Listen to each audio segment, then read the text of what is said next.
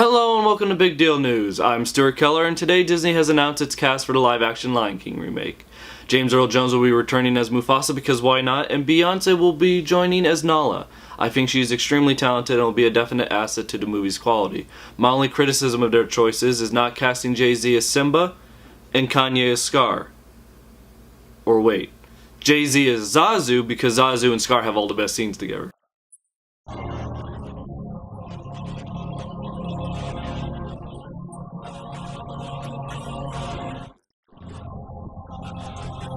I got that hot bitch in my home. You know how many hot bitches I own? Yeah, let that one sink in a little bit. There isn't a more power-hungry, success-driven man alive, and not a single one better for the job. Kanye 2020.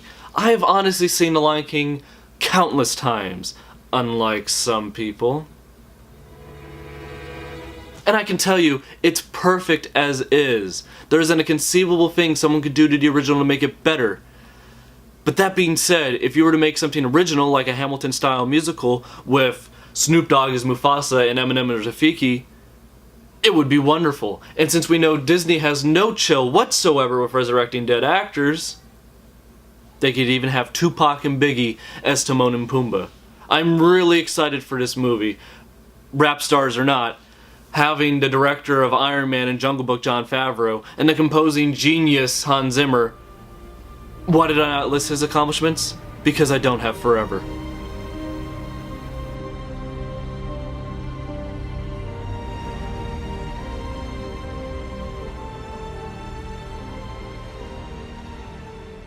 And speaking about not having forever, that reminds me of one of my biggest gripes with Marvel's latest attempt to please me. That's right, today is the first Big Deal News movie review.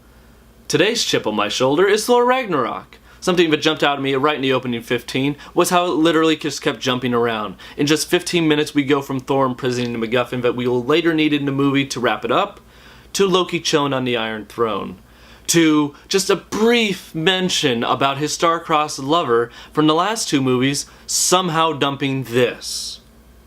Insane, right? To oh look, Doctor Strange, to oh nope, there he goes again. There he goes again. Just out of the movie. Guess Sorcerer Supreme has to go find Sorcerer Sinestro after his after-credits scene. Seriously, go back and watch Green Lantern and Doctor Strange. They're literally the same movie, only one's actually good. Too many sorcerers.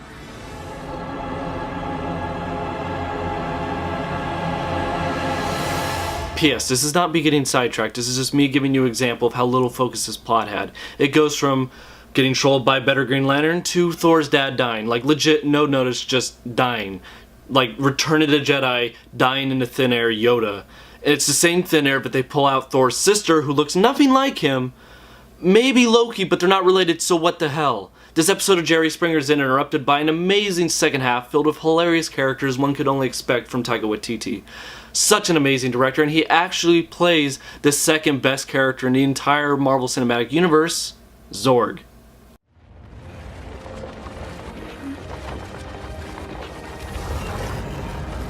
Yondu, what are you doing? You can't. Yondu! Overall, the movie was far better than the first two, and actually managed to be the 6th best out of the 17 total in the franchise. Every character who wasn't Zorg could have benefited from more development, but at least Hela's entertaining and Valkyrie can save herself. And with no real appropriate way to segue into my final topic, I am at least glad that Warner Bros. Did cut ties with Brett Ratner. After a grand total of 6 women came forward with varying claims of harassment to full-on assault, they have cut ties. This will no doubt be a financial burden to the company, considering mega hits like Wonder Woman and Stephen King's It were produced by his company Rat Pack. This was the right thing to do, and it didn't take them 3 weeks to release a statement, unlike someone else. Hopefully authorities will be able to build a case against him, much like the NYPD did with Harvey Weinstein.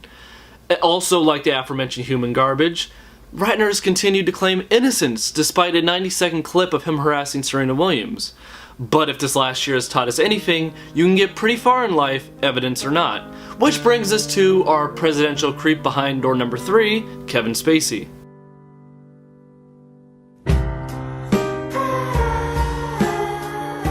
Last week he was accused by relatively obscure actor Anthony Rapp of being thrown against a bed against his will at age 14 when Kevin Spacey was 26.